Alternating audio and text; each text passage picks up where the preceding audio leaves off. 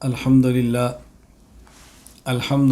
وحدہ لا شریک لہ والصلاة والسلام علی من لا نبی بعدہ وعلی آلہ واصحابہ الذین اوفوا عہدہ اما بعد فاعوذ باللہ من الشیطان الرجیم بسم اللہ الرحمن الرحیم هو الذی انزل علیک الکتاب منہ آیات محکمات ہن الکتاب واخر متشابہات فأما الذين في قلوبهم زيغ فيتبعون ما تشابه منه ابتغاء الفتنة وابتغاء تأويله وما يعلم تأويله إلا الله اللهم صل على محمد وعلى آل محمد كما صليت على إبراهيم وعلى آل إبراهيم إنك حميد مجيد اللهم بارك على محمد وعلى آل محمد کما بارکت علی ابراہیم وعلی آل ابراہیم انک حمید مجید۔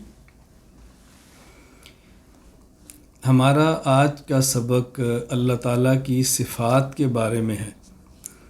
میں آج کے سبق میں اللہ تعالیٰ کی صفات کے بارے میں اپنا اصولی موقف اور دلائل کا کچھ خاکہ آپ کی خدمت میں پیش کروں گا۔ چونکہ اللہ تعالیٰ کی صفات، اللہ تعالیٰ کے اسماء اور خود اللہ تعالیٰ کی ذات جن کا مجموعہ ہے توحید باری تعالیٰ، اس پر میں بڑی تفصیل کے ساتھ توحید باری تعالیٰ کے عنوان پر گفتگو کر چکا ہوں۔ اس پر میری فائل بھی موجود ہے، اس پر کئی 1 گھنٹے کا 9 گھنٹے کا درس بھی میرا موجود ہے، آپ اس کو بھی تفصیل سے سماعت فرما سکتے ہیں۔ آج میں سبق میں مسئلے کی تنقیح کروں گا تاکہ بات ذرا کھل کر آ جائے کہ یہ مسئلہ ہے کیا، اور صفات کے بارے میں اہل سنت والجماعت کا موقف کیا ہے اور دیگر حضرات کا موقف کیا ہے، ہمارے دلائل کیا ہیں، ہماری بنیاد کیا ہے۔ بنیادی طور پر یہ بات سمجھیں کہ اللہ تعالیٰ کی جو صفات ہیں وہ 2 قسم کی ہیں، نمبر 1 محکمات اور نمبر 2 متشابہات۔ صفات محکمات ان صفات کو کہتے ہیں کہ جن کا معنی بہت واضح ہے، جن کو سمجھنے میں کوئی دشواری اور دقت پیش نہیں آتی، اور صفات متشابہات اللہ تعالیٰ کی وہ صفات ہیں کہ جن کا معنی مبہم ہے، جن کا معنی غیر واضح ہے اور جن کا معنی سمجھنا کسی حد تک مشکل ہے۔ اللہ تعالیٰ کی صفات کی 2 قسمیں ہوں گی، نمبر 1 صفات محکمات اور نمبر 2 صفات متشابہات۔ پھر اللہ تعالیٰ کی جو صفات محکمات ہیں ان کی 2 قسمیں ہیں، نمبر 1 صفات ذاتیہ اور نمبر 2 صفات فعلیہ۔ پھر اللہ تعالیٰ کی جو صفات متشابہات ہیں ان کی 2 قسمیں ہیں، نمبر 1 متشابہ من کل الوجوہ، یعنی غیر معلوم المعنی غیر معلوم المراد، جن کا لغوی معنی بھی معلوم نہیں اور جن کا شرعی معنی بھی معلوم نہیں۔ نمبر 2 اللہ تعالیٰ کی یہ صفات متشابہہ جو متشابہ من بعض الوجوہ ہیں، یعنی ان معلوم المراد غیر معلوم المعنی، معلوم المعنی غیر معلوم المراد، کہ جن کا لغوی معنی تو معلوم ہے لیکن ان کی مراد شرعی معلوم نہیں۔ تو یہ خلاصہ ہے صفات کے عنوان پر جو میں نے آپ کی خدمت میں عرض کیا۔ میں ہر ایک کے اوپر تھوڑی تھوڑی گفتگو کرتا ہوں تاکہ آپ کے سامنے بات ذرا کھل کر آ جائے کہ میں نے اجمالی خلاصہ بیان کیا تھا کہ آپ کو بات سننے کے اندر اور سمجھنے میں دقت پیش نہ آئے، ذرا اس کو ذہن نشین فرما لیں۔ اب تھوڑا سا اس بات کو کھولتے ہیں کہ اللہ تعالیٰ کی صفات کی 2 قسمیں ہیں، نمبر 1 صفات محکمات اور نمبر 2 صفات متشابہات۔ صفات محکمات وہ صفات ہیں کہ جن کا معنی بالکل واضح ہے، اور صفات متشابہات وہ ہیں کہ جن کا معنی غیر واضح ہے اور جن کا معنی مبہم ہے۔ تو یہ ہیں صفات محکمات اور صفات متشابہات۔ پھر صفات محکمات کی 2 قسمیں ہیں، نمبر 1 صفات ذاتیہ اور نمبر 2 صفات فعلیہ۔ صفات ذاتیہ ان صفات کو کہتے ہیں کہ جن صفات کے ساتھ اللہ تعالیٰ موصوف اور متصف ہوں لیکن ان صفات کی ضد کے ساتھ اللہ تعالیٰ متصف اور موصوف نہ ہوں، اور یہ صفات 7 ہیں: حیات، علم، قدرت، ارادہ، سمع، بصر اور کلام۔ اب دیکھیں، اللہ تعالیٰ صفت حیات کے ساتھ متصف ہو کر حیٌ تو ہیں، لیکن صفت حیات کی جو ضد ہے موت، اس کے ساتھ متصف ہو کر حاشا وکلا میت نہیں ہے۔ اسی طرح علم اللہ تعالیٰ کی صفت ہے، اللہ تعالیٰ صفت علم کے ساتھ متصف ہو کر علیم تو ہیں، لیکن اس کی ضد جہل کے ساتھ متصف ہو کر الیاذ باللہ جاہل نہیں ہے۔ اسی طرح صفت قدرت کے ساتھ متصف ہو کر اللہ تعالیٰ قادر اور قدیر تو ہیں، لیکن اس کی ضد عاجز کے ساتھ متصف ہو کر اللہ تعالیٰ عاجز نہیں ہے۔ اسی طرح صفت ارادہ کے ساتھ متصف ہو کر اللہ تعالیٰ مرید تو ہیں، فعال لما یرید، لیکن اس کی ضد تردد کے ساتھ متفق اور متردد نہیں کہ اللہ تعالیٰ کو ارادہ نہ فرمائے۔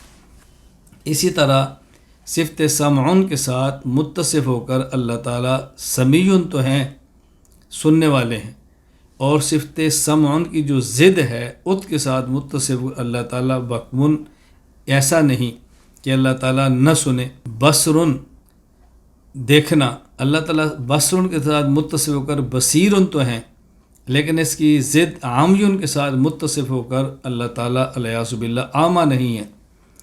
اسی طرح کلام، اللہ تعالیٰ صفت کلام کے ساتھ متصف ہو کر اللہ تعالیٰ کلیم تو ہیں کہ اللہ تعالیٰ کلام فرماتا ہے کلم اللہ، لیکن صفت کلام کی ضد کے ساتھ متصف ہو کر اللہ تعالیٰ کو گنگا کہیں، ایسا ہرگز نہیں۔ بکمن، پیچھے تھوڑی سی غلطی ہو گئی، سمعن کی ضد کے ساتھ متصف ہو کر اللہ تعالیٰ ایسا نہیں کہ اللہ کو بہرا کہے، ایسا نہیں ہے۔ سمم بکمن عمیون، تو سم اس کی ضد ہے، اللہ کو سمن کہے، ایسا تو نہیں ہے۔ اس طرح کلام کا معنی بولنا، تو اس کی ضد بکمن کے ساتھ متصف ہو کر اللہ تعالیٰ کو گونگا کہے، ایسا تو ہرگز نہیں ہے۔ تو خلاصہ یہ ہے کہ صفات محکمات وہ صفات ہیں کہ جن کے ساتھ اللہ موصوف ہو اور ان کی ضد کے ساتھ اللہ تعالیٰ موصوف نہ ہوں، اور یہ صفات 7 ہیں: حیات، علم، قدرت، ارادہ، سمع، بصر اور کلام۔ یہاں ایک بات یہ ذہن نشین فرما لیں کہ یہی صفت حیٌ، صفت علیم، صفت قادر اور صفت مرید، سمیع، بصیر، کلیم، متکلم، اس کا اطلاق مخلوق پر بھی ہوتا ہے، لیکن جب اس صفت کا استعمال مخلوق کے لیے ہوگا تو پھر معنی الگ ہوگا، اور جب اس کا اطلاق خالق پر ہوگا تو اس کا معنی الگ ہوگا۔ مثلا میں ایک بات کرتا ہوں حیاتن پر، اللہ تعالیٰ حیٌ ہے۔ اب اللہ تعالیٰ کے حیٌ کا معنی کیا ہے کہ اللہ تعالیٰ کی حیات ازلی بھی ہے اور ابدی بھی ہے، اور دنیا میں ہر چیز کی حیات اللہ تعالیٰ کی حیات کی وجہ سے ہے۔ تو اللہ تعالیٰ کی حیات ازلی بھی ہے، ابدی بھی ہے، اور بغیر کسی انقطاع کے ہے۔ انبیاء علیہ السلام اپنی قبور میں بارکہ میں زندہ ہیں، لیکن نبی کی حیات ازلی نہیں ہے۔ ابدی ہونا الگ بات ہے، جب اہل جنت میں جائیں گے تو اس کے بعد ان کو جو حیات ملے گی وہ ابدی ہوگی، اس کے بعد کبھی کسی جنتی پر موت نہیں آئے گی، لیکن جنتی کی حیات ازلی نہیں ہے۔ پھر انبیاء علیہ السلام کو جو حیات قبر میں ملتی ہے، دنیا میں حیات ملی، پھر موت آئی، پھر حیات ملی۔ اسی طرح اہل جنت کو دنیا میں حیات ملی، پھر موت آئی، پھر جنت میں داخلہ، پھر ابدی حیات ہوگی۔ تو ظاہر ہے حیات میں فرق ہے۔ اسی طرح سمعن، مخلوق کو بھی سمیع کہتے ہیں، اللہ کو بھی سمیع کہتے ہیں، لیکن مخلوق کا سننا اسباب کی وجہ سے ہے، آلات کی وجہ سے، اور خاص حد تک ہے۔ اللہ تعالیٰ کے سماع میں کوئی حد بھی نہیں ہے، اور اللہ تعالیٰ آلات اور اسباب کے محتاج بھی نہیں ہیں۔ دوسری بات یہ سمجھیں کہ یہاں ایک صفت قدرت ہے اور ایک صفت کلام ہے۔ یہ جو صفت قدرت ہے، اللہ تعالیٰ کا قادر ہونا، اللہ تعالیٰ کا قدیر ہونا، اس صفت قدرت کا تعلق ممکنات کے ساتھ ہے، واجبات اور محالات کے ساتھ نہیں۔ پہلے یہ سمجھ لیں کہ میں نے 3 لفظ استعمال کیے، نمبر 1 واجب، نمبر 2 محال اور نمبر 3 ممکن۔ ان تینوں کا معنی کیا ہے؟ میر سید شریف جرجانی رحمہ اللہ تعالیٰ وفات 810 ہجری کتاب التعریفات میں فرماتے ہیں، واجب الوجود کا معنی ہوتا ہے هو الذی یکون وجودہ من ذاتہ ولا یحتاج الی شیء اصلا، کہ جس کا وجود ذاتی ہو اور کسی کی وجہ سے نہ ہو اور کسی کا محتاج نہ ہو، یہ ہے واجب الوجود، اور وہ صرف اللہ کی ذات ہے۔ نمبر 2 محال۔ محال کہتے ہیں ما یمتنع وجودہ فی الخارج، جس کا ہونا ممکن ہی نہ ہو، جو ہو ہی نہ سکے، جیسے کہتے ہیں محال۔ ایک ہوتا ہے ممکن، ممکن اسے کہتے ہیں لا یقتضی شیئا من الوجود والعدم، جس کا ہونا نہ ہونا دونوں برابر ہو۔ تو ایک ہے واجب الوجود، ایک ہے محال ممتنع الوجود، اور ایک ہے ممکن الوجود۔ تو قدرت کا تعلق ممکنات کے ساتھ ہے، واجبات اور محالات کے ساتھ نہیں۔ جب ہم کہتے ہیں کہ اللہ تعالیٰ فلاں چیز پر قادر ہے، اس کا معنی ہوتا ہے کہ وہ چیز کا ہونا نہ ہونا دونوں ممکن ہے۔ اس کے بارے میں پوچھا جاتا ہے کہ اللہ تعالیٰ اس چیز پر قادر ہے، اور وہ چیز جس کا نہ ہونا ممکن ہو اور اس کا ہونا ضروری ہو، اس کے بارے میں یہ پوچھنا کہ اللہ تعالیٰ اس پر قادر ہیں یا قادر نہیں، یہ سوال فضول اور لغو ہے۔ جس طرح بعض لوگ سوال کرتے ہیں کیا اللہ تعالیٰ ایسا پتھر بنانے پر قادر ہیں جس کو اٹھا نہ سکیں؟ اللہ تعالیٰ ایسا پتھر بنانے پر قادر ہیں جس کو اٹھا نہ سکیں۔ یہ کہنا کہ اللہ تعالیٰ کسی چیز کو اٹھا نہ سکیں، اب دیکھو یہ محال ہے، اس کے ساتھ قدرت کا تعلق ہے ہی نہیں، اس کے بارے میں قدرت کا سوال نہیں کرتے۔ بعض لوگ سوال کرتے ہیں کہ اللہ تعالیٰ خود کو موت دینے پر قادر ہیں، اللہ پر موت یہ محال ہے، اس لیے یہاں یہ سوال ہی فضول ہے کہ کیا اللہ تعالیٰ خود کو موت دے سکتے ہیں یا نہیں۔ تو قدرت کا تعلق ممکنات کے ساتھ ہوتا ہے، واجبات اور محالات کے ساتھ نہیں ہوتا۔ محال کی بات ہے، یہ بھی ذہن نشین فرما لیں کہ محال کی 3 قسمیں ہیں، ایک ہے محال عقلی، ایک ہے محال شرعی اور ایک ہے محال عادی۔ محال عقلی کا معنی ہوتا ہے کہ عقل کے اعتبار سے جس کا وجود ناممکن ہو، مثلا ایک چیز آگ بھی ہو، وہی چیز پانی بھی ہو، ایک ہی وقت میں دن بھی ہو اور رات، ایک ہی وقت میں ایک ہی جگہ پہ دن بھی ہو رات بھی ہو، ایک ہی چیز ظلمت بھی ہو نور بھی ہو، یہ عقلاً ناممکن ہے۔ اور محال شرعی کہتے ہیں کہ جس کا وجود شرعاً ناممکن ہو، یعنی شریعت اس کے وجود کو قبول نہ کرے۔ جس طرح ایک ہی شخص کے نکاح میں بیک وقت 2 بہنیں ہوں، اب اس کو شریعت تسلیم ہی نہیں کرتی، تو شرعاً ناممکن ہے۔ اور ایک ہوتا ہے محال عادی، کہ عام روٹین اور عادت میں ایسا کام ہونا بظاہر ناممکن ہو، جس طرح کوئی ایک شخص دوڑے اور 500 کلومیٹر کی رفتار فی گھنٹہ کی رفتار سے دوڑے۔ اب یہ نہیں کہ عقلاً ناممکن ہے یا شرعاً ناممکن ہے، لیکن عادتاً ایسے ہوتا نہیں ہے، یہ محال عادی ہے۔ تو محال کی 3 قسمیں ہیں۔ خیر، میں یہ بات سمجھا رہا تھا کہ قدرت کا تعلق ممکنات کے ساتھ ہوتا ہے، واجبات اور محالات کے ساتھ نہیں ہوتا۔ ایک اس میں ہے صفت کلام، یہاں ذہن نشین فرما لیں، ایک ہوتا ہے کلام لفظی اور ایک ہوتا ہے کلام نفسی۔ اللہ تعالیٰ لیس کمثلہ شیء ہیں، اللہ تعالیٰ بے مثال ہیں، کوئی اللہ کی مثل نہیں، لیکن مثال نہ دیں تو بندے کو بات سمجھ نہیں آتی، بس اوقات سمجھانے کے لیے مثال دی جاتی ہے۔ ایک ہے کلام لفظی اور ایک ہے کلام نفسی۔ یہ جو ہم کہتے ہیں کہ اللہ تعالیٰ کلام اللہ کی صفت ہے، اس سے مراد کلام نفسی ہے جو اللہ تعالیٰ کی ذات کے ساتھ قائم ہے۔ ایک ہے کلام لفظی جو ہم پڑھ رہے ہیں، تو یہ کلام لفظی اس کلام نفسی پر دلالت کرتا ہے جو اللہ تعالیٰ کے ساتھ قائم ہے۔ جس طرح اللہ تعالیٰ کی ذات ازلی ہے، اسی طرح اللہ تعالیٰ کلام نفسی بھی ازلی ہے۔ یہ بات اچھی طرح ذہن نشین فرما لیں۔ اللہ تعالیٰ کا کلام قرآن یہ تو صفت ہے اور ازلی ہے اور قدیم ہے، اور ہمارا اس کو لکھنا، ہمارا اس کو پڑھنا یہ حادث ہے، تو وہ قدیم ہے اور یہ حادث ہے۔ قدیم اور حادث کا معنی کیا ہوتا ہے، ذرا یہ بھی ذہن نشین فرما لیں، ممکن ہے بار بار آپ ان لفظوں کو سنتے رہیں۔ قدیم کہتے ہیں وَيُطْلَقُ الْقَدِيمُ عَلَى الْمَوْجُودِ الَّذِي لَيْسَ وُجُودُهُ مَسْبُوقًا بِالْعَدْمِ، جو ہمیشہ سے ہو، جس پر کبھی عدم نہ آیا ہو، اسے قدیم کہتے ہیں۔ جو ہمیشہ سے ہو اور کبھی بھی اس پہ عدم نہ آیا ہو تو اسے کہتے ہیں قدیم۔ حادث ما یکون مسبوقا بالعدم، حادث اس کو کہتے ہیں جو پہلے سے نہ ہو اور بعد میں آئے، اسے کہتے ہیں حادث۔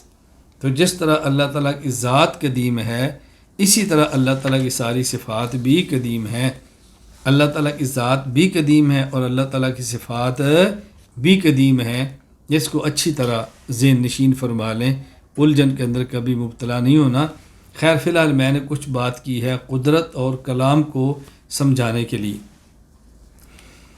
تو میں نے بتایا کہ صفات کی دو قسمیں ہیں، محکمات اور متشابہات، اور صفات محکمات کی دو قسمیں ہیں، نمبر 1 صفات ذاتیہ اور نمبر 2 صفات فعلیہ۔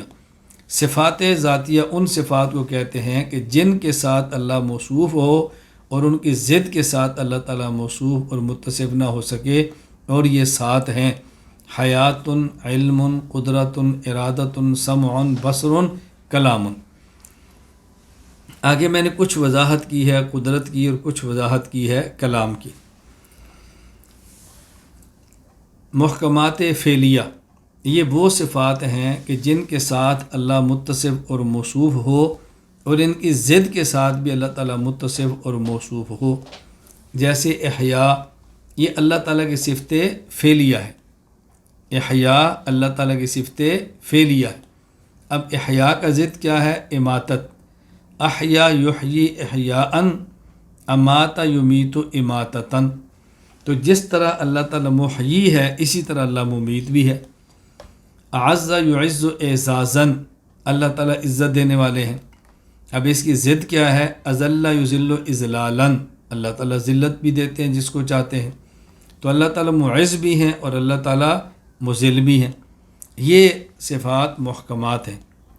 یہاں ایک بات ذہن نشین فرما لیں کہ یہ صفات محکمات فعلیہ ہیں، اور صفات محکمات فعلیہ وہ ہوتی ہیں کہ جن کے ساتھ اللہ موصوف ہو اور ان کی ضد کے ساتھ بھی موصوف ہو، لیکن ان صفات کی جو ضد ہے یا یہ جو صفات ہیں یہ اللہ کے ساتھ قائم ہوتی ہیں، لیکن ان کا وقوع اللہ پر نہیں ہوتا بلکہ اللہ کے غیر پر ہوتا ہے۔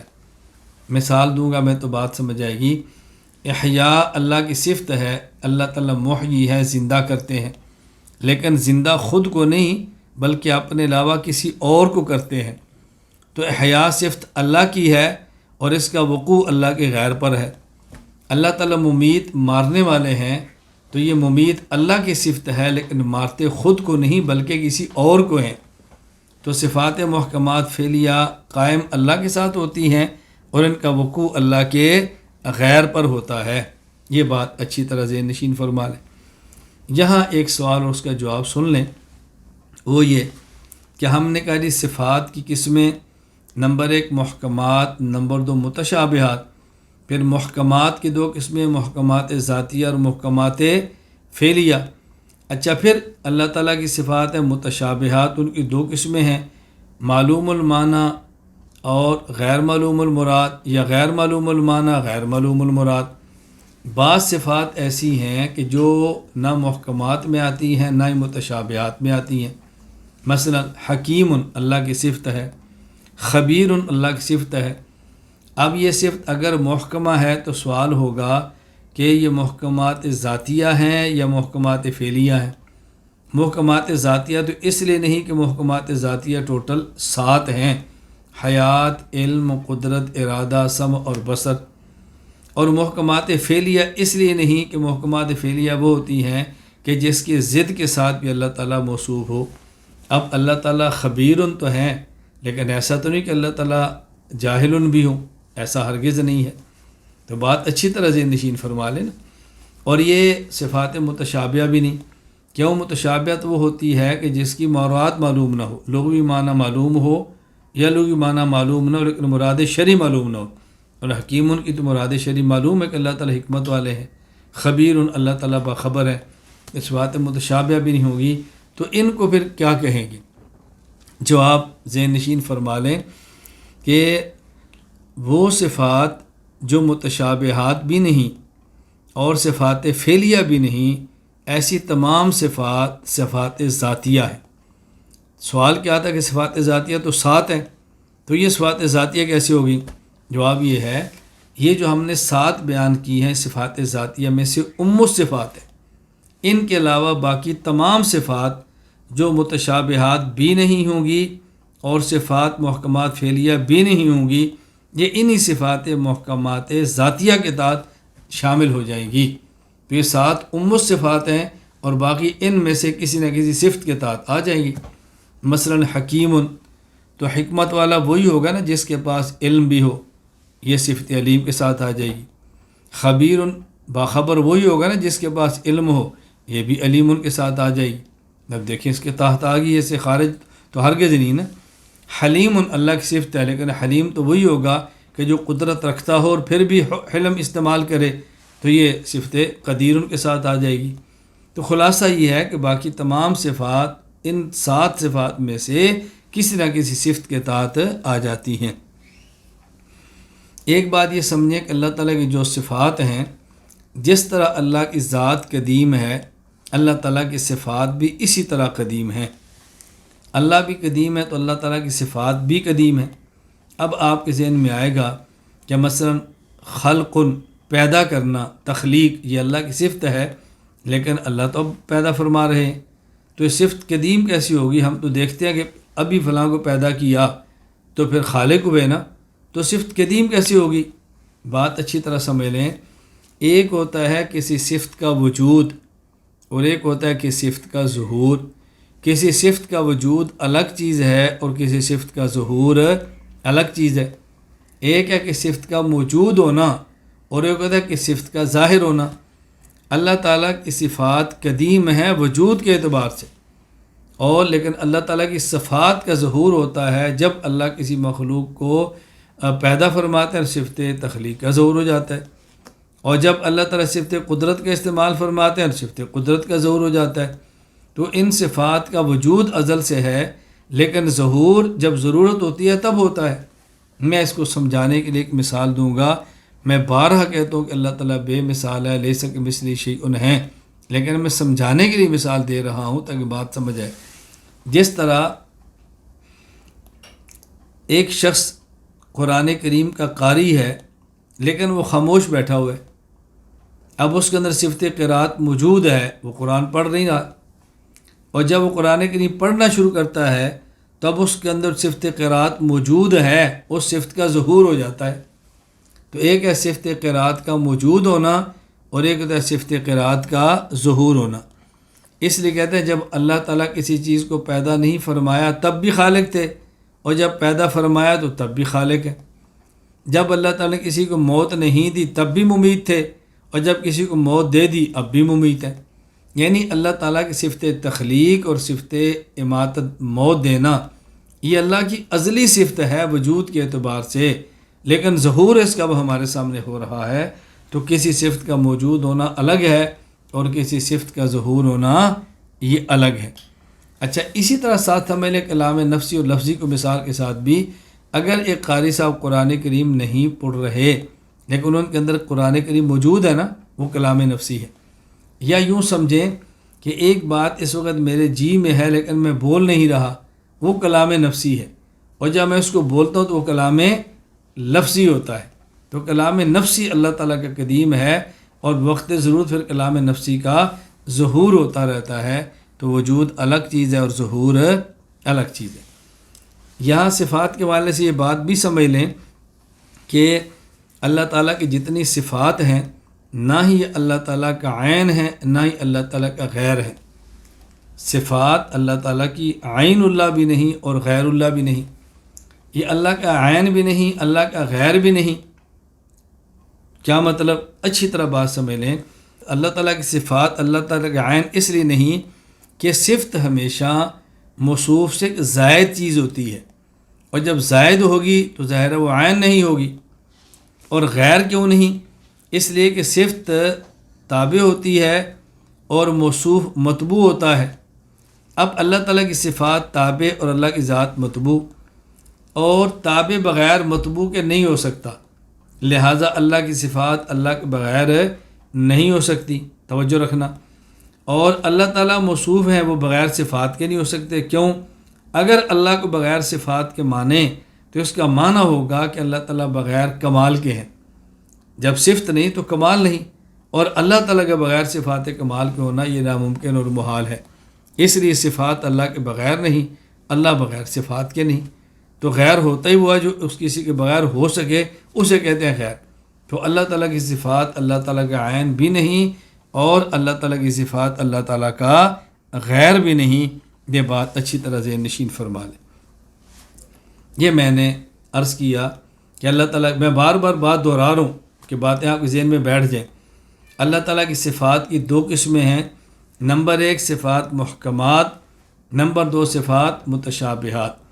پھر صفات محکمات کی دو قسمیں ہیں، نمبر 1 صفات ذاتیہ، نمبر 2 صفات فعلیہ۔ پھر صفات ذاتیہ کی 7 قسمیں ہیں، نمبر 1 علم، نمبر 1 حیات، نمبر 2 علم، نمبر 3 قدرت، نمبر 4 ارادہ، نمبر 5 سمع، نمبر 6 بصر، اور نمبر 7 کلام۔ اب آتے ہیں صفات متشابہات کے بارے میں۔ اللہ تعالیٰ کی وہ صفات جو متشابہات ہیں، ان صفات متشابہات کی دو قسمیں ہیں۔ نمبر 1 غیر معلوم المعنی، غیر معلوم المراد، جن کا لغوی معنی بھی معلوم نہ ہو اور ان کی شرعی مراد بھی معلوم نہ ہو، جس طرح الف لام میم حروف مقطعات، یہ اللہ تعالیٰ کی صفات ہیں۔ کیوں؟ اس لیے کہ الف لام میم قرآن ہے، قرآن اللہ کا کلام ہے، اور کلام اللہ کی صفت ہوتی ہے، تو الف لام میم اللہ تعالیٰ کی صفت ہے۔ اب الف کا معنی کیا ہے معلوم نہیں، لام کا معنی کیا ہے لغوی معلوم نہیں، میم کا معنی کیا لغوی معلوم نہیں۔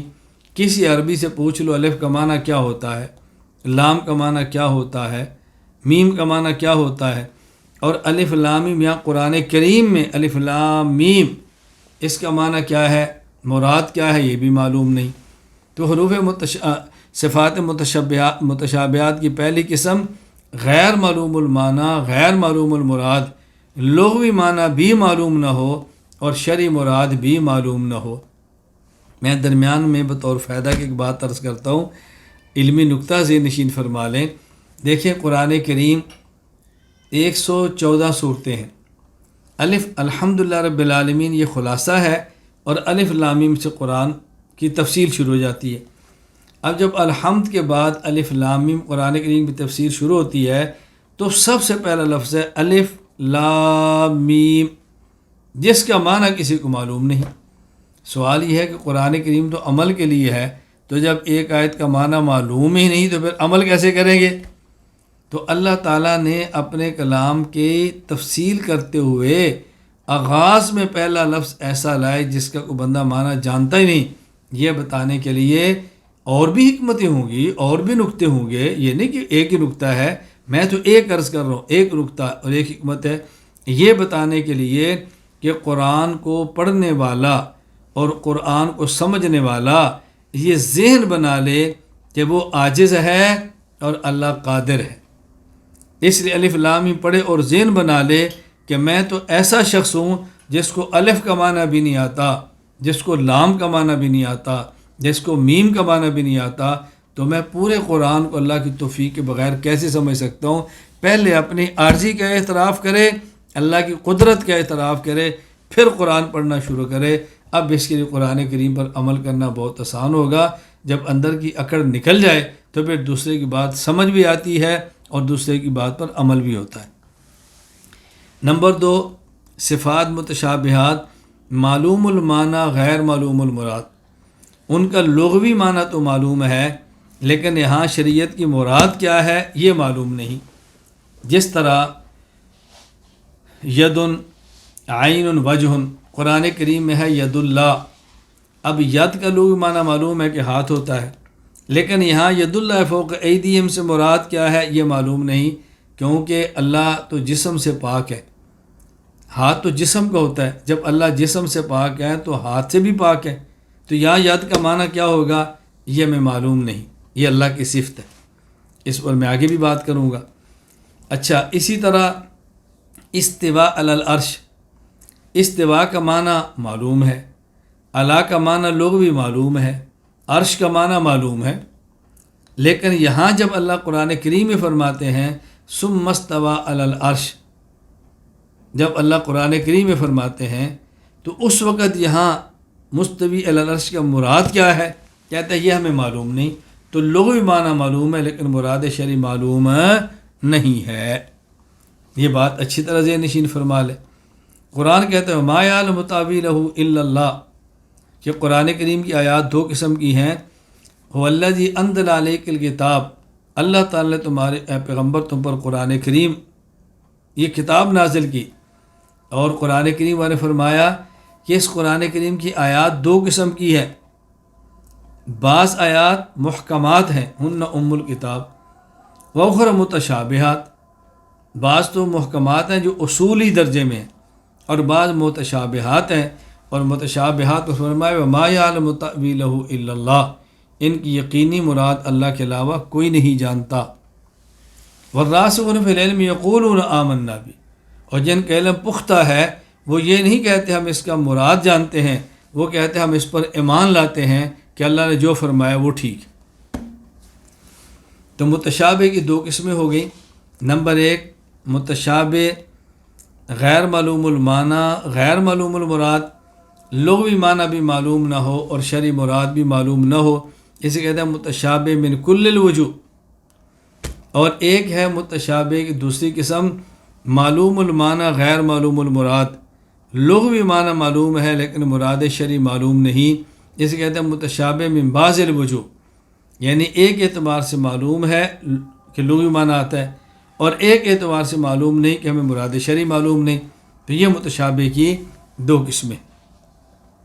اب ذہن نشین فرما لیں کہ یہ جو متشابہات پر آگے ہم تھوڑی سی بات کریں گے سمجھانے کے لیے۔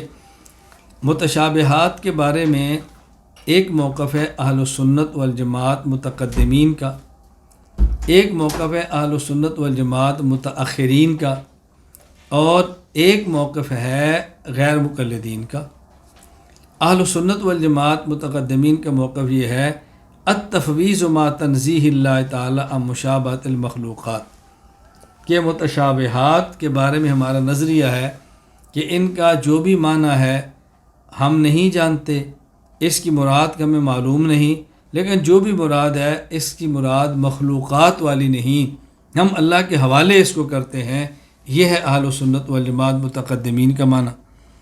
اور اہل سنت والجماعت متأخرین کا متشابہات پر موقف یہ ہے کہ ہم متشابہات کا معنی بیان کرتے ہیں لیکن درجہ یقین کے میں نہیں، یقین کے ساتھ نہیں، عزم کے ساتھ نہیں، بلکہ گمان کے ساتھ، اور وہ بھی اس لیے کرتے ہیں تاکہ لوگ فطرے سے بچ جائیں، لوگ فتنے سے بچ جائیں کہ جو فطرہ لوگوں نے پھیلا رکھا ہے، یہ متشابہات کے معنی بیان کر کے غلط مفہوم مراد لیتے ہیں، لوگ ان سے بچیں، اس لیے گمان کے درجے میں ہم اس کا معنی بیان کر لیتے ہیں۔ اور معتزلہ ایسے ہیں کہ وہ بعض صفات متشابہات کا درجہ یقین میں معنی نہ، غیر مقلدین ان کا معنی درجہ یقین میں کرتے ہیں، یعنی استواء علی العرش کا معنی یہ ہے کہ اللہ تعالیٰ عرش پر ہیں، حصن ہیں، ذات کے اعتبار سے ہیں، عرش ہی پر ہیں، عرش ہی پر ہیں۔ اور معتزلہ وہ تعویل نہیں کرتے، بلکہ وہ کہتے ہیں کہ نہیں، وہ تعویل کرتے ہیں لیکن درجہ یقین میں کرتے ہیں، درجہ یقین میں۔ تو غیر مقلدین کہتے ہیں ید کا معنی ہاتھ ہے، عین کا معنی آنکھ ہے، وجہ کا معنی چہرہ ہے، ساقن کا معنی پنڈلی ہے۔ اچھی طرح بات ذہن نشین فرما لیں کہ صفات متشابہات میں 4 موقف ہو گئے۔ نمبر 1 اہل السنت والجماعت متقدمین، نمبر 2 اہل السنت والجماعت متاخرین، نمبر 3 غیر مقلدین، اور نمبر 4 معتزلہ۔ اہل السنت والجماعت متقدمین کون ہیں، اہل السنت والجماعت متاخرین کون ہیں؟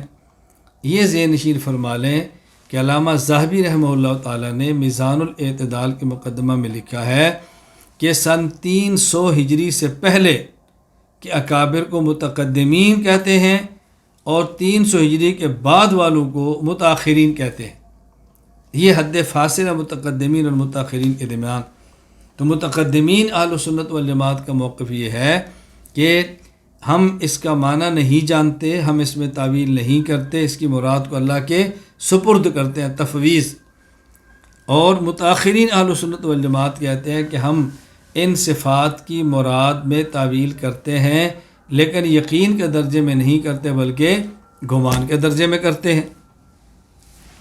اب ذہن نشین فرما لیں کہ متقدمین تعویل نہیں کرتے، لیکن ضرورت کے وقت متقدمین سے بھی متشابہات میں تعویل کرنا ثابت ہے۔